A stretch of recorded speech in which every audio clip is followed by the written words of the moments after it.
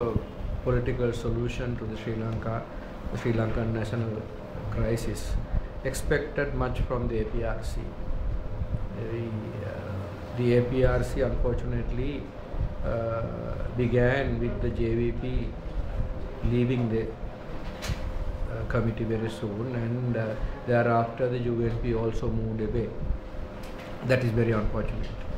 That left only the parties of the government in the APRC.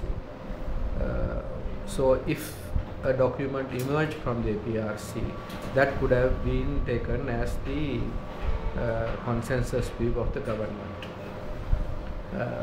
I did not expect the APRC to come out with a unanimous document, given the diverse views that the parties have. For example, on the nature of the state and safeguards for provisions relating to devolution in the matter of future constitutional amendments. In regard to those issues, it is difficult to expect the Helaurumeya, for example, and the MEP to agree with the LSSP or the CP or the Muslim and Tamil parties. But if at least a report with options was produced and it went before the APC, the main body, then the APC, where the JVP and the UNP are still members, the APC would have taken over from there. The APRC had over 60 meetings. The minutes run into more than 11,000 pages, but I'm sorry to say that the outcome is disappointing so far. At one point, the executive virtually imposed upon the APRC a document, the necessity to produce a document on the full implementation of the 13th Amendment. Now, everybody, including me, we are all for the full implementation of the 13th Amendment, and that is something we have been always agitating for. But that cannot be the final solution. That cannot be the final document, rather. The South needs to come out with a document which is attractive, at least to the moderate Tamil opinion. When this document was requested by the executive, it was in the left circles and the minority circles, party circles.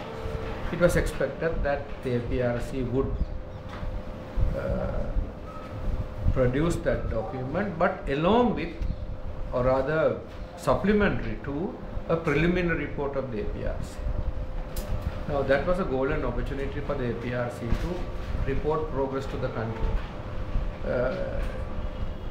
But it is unfortunate that especially the left parties and the Tamil and Muslim parties cowed down to the pressure from the executive, and they were unable to present a preliminary report. Even with options, or even with areas where there is no agreement yet clearly stated, a preliminary report would have given the country hope. But instead, what happened? Minister Vitarana went with a draft report which ran into more than 13 pages, and it was cut down to about 900 words. Now, that is very disappointing. It is very unfortunate that the left parties and the Tamil and Muslim parties gave in like this. Now, that together with the various statements that emanate from the government and from the executive show that nothing much would happen during the next 2 years. But despite that, despite this gloomy atmosphere, if the APRC could come out with an attractive document, set of proposals for the APC to consider, and a set of proposals which the Tamil community, moderate Tamils, would be willing to consider, that would be a great step.